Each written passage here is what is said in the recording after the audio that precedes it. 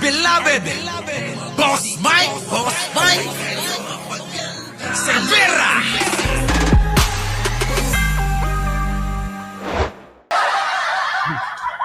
Sara Duterte. Assalamualaikum warahmatullahi.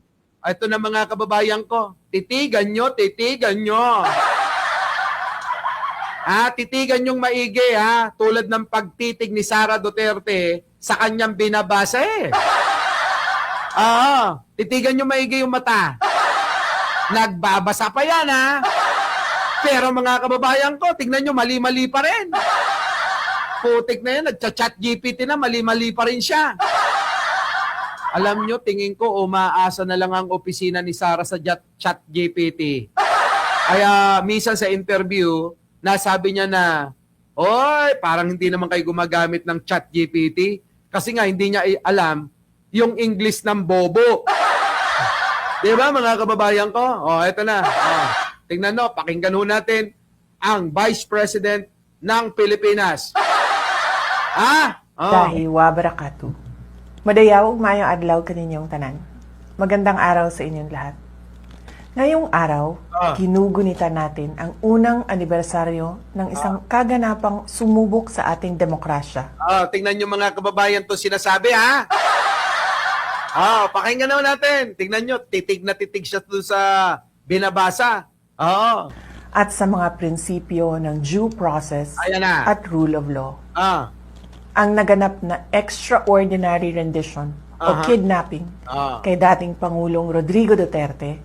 Kita nyo yung mga pahayag na yan, mga kababayan ko, yan po yung pahayag na lalong nakakapagpalubog kay Digong sa ICC. Yung pinipilit nilang kinidnap ng ICC. Ay isang seryosong paalala na ang batas ay hindi dapat ginagamit bilang sandata para sa politika o personal na interes. Kita niya? Ang batas daw ay hindi daw ginagamit para daw sa mga sinasabi niyang mga personal na interes. Mga kababayan ko, walang hihigit sa batas.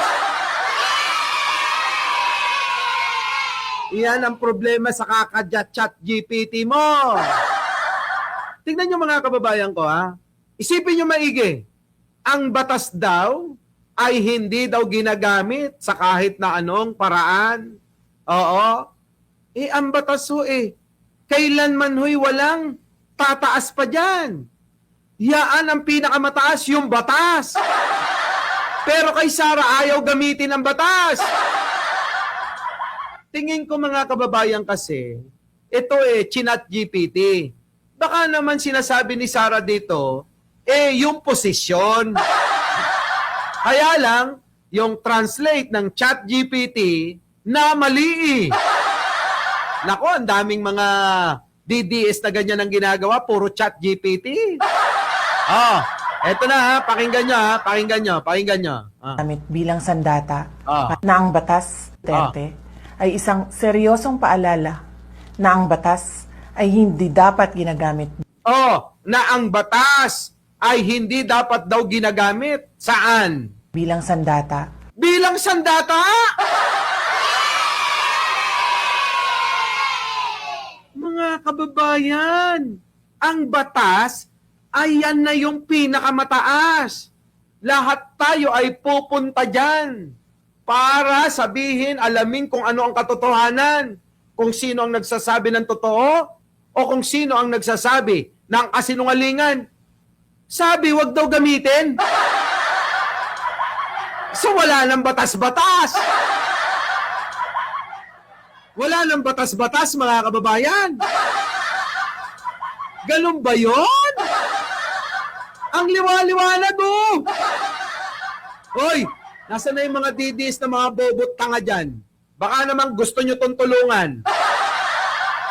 Yung batas daw, wag gamitin. Sabi ni Sara Duterte nyo, wag daw gamitin ang batas. Paano nga kasi, Miss Au? Baka mamaya, kaka-chat GPT niya.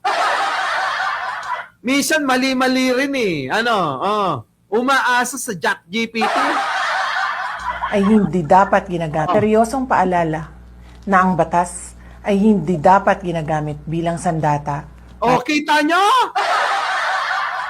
Para ano? para sa politika Kita nyo? Ang batas daw ay hindi dapat ginagamit sa politika. Mga kababayan, ang batas nga yung gabay natin para maging, mabuting mamamayan Sa lahat ng aspeto, nakaakibat ang batas para hindi tayo maligaw. Kay Sara, wag daw gamitin. Alam nyo na mga kababayan ko, sabi ko sa inyo, pati pagbibisikleta kaka-chat GPT. Naalala nyo ba mga kababayan ko? Yung po nga, para daw makatipid sa enerhiya, wag kayong magbisikleta. Kita nyo? Kundi ba naman, kasi nga ho kaka-chat GPT. Chat GPT ng chat GPT, kita nyo, mali-mali na yung mga sinasabi. Bullshit, mga kababayan ko, no? Tama, Boss Mike, namamali talaga pay mura. Namamali, mga kababayan ko. Maling-mali. gamit bilang sandata Oh. ay hindi dapat ginagamit ay isang seryosong paalala na ang batas Na ang batas ay hindi dapat ginagamit na hindi dapat ginagamit bilang sandata bilang sandata para sa politika para sa politika o personal na interes. o personal na interes.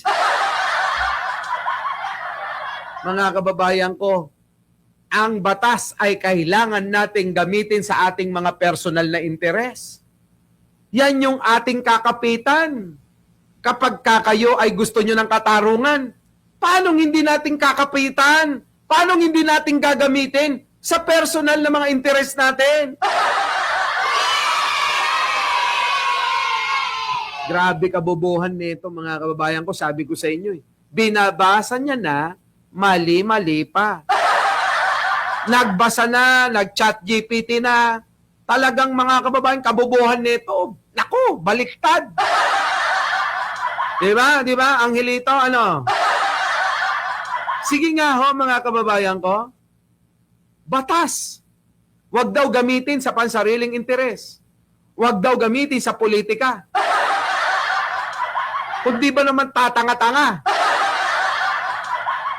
Dapat nga talaga ay isaalang-alang natin ang lahat ng bagay at konsultahin natin ang batas para hindi tayo maligaw sa mga unawain. Yun dapat Kaya tayo nililigaw neto Kaya ho lalong nagiging bobot tanga yung mga DDS Dahil ho sa mga sinasabing mapanligaw, mapanlinlang mga kababayan. Parang gusto yata maging bobo lahat ng mga Pilipino katulad nito. Di ba mga kababayan ko? Our beloved Boss Mike Cervera.